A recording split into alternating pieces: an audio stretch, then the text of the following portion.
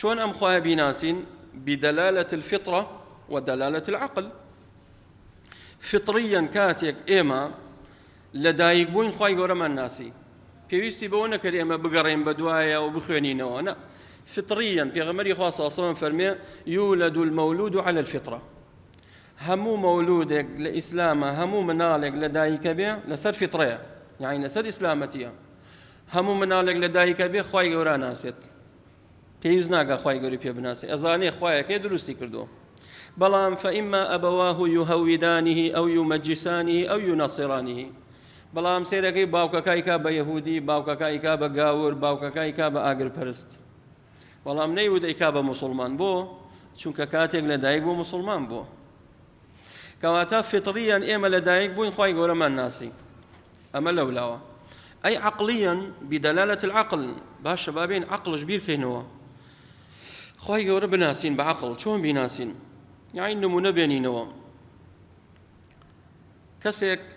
ئێستا ئەم تەختەیە ئایا ئەم تەختەیە نابێ سانعێکی هەبێت هە لە خۆی دروستە بێت ئیلا دارتاشێکە بووە وەستایەکە بۆ ئەوی دروست کردووە ئەم کورسیەش وەها ئەم مایکەش وە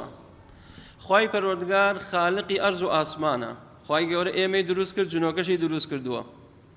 ئایا هەل من المعقول ئێمە دروست بین و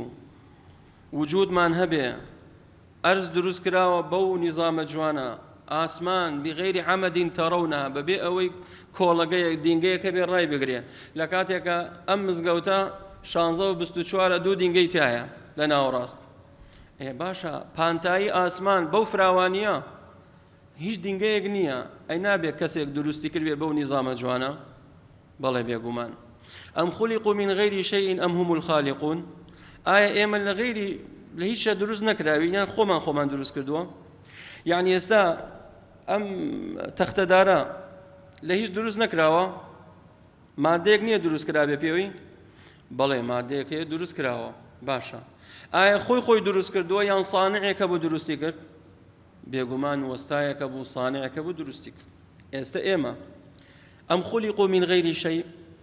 ئێمە هەروە دروست کراوین لە هیچ شە دروست نەکراوین مادەی ئێمە چییە من غیری شەی خۆمان دروست کردووە نەخێر ئەم هم الخالقون ئایا ئینسان نەتوانێت خۆی دروستکە ئاسمان خۆی دروست کرد زەوی خۆی دروست کرد نا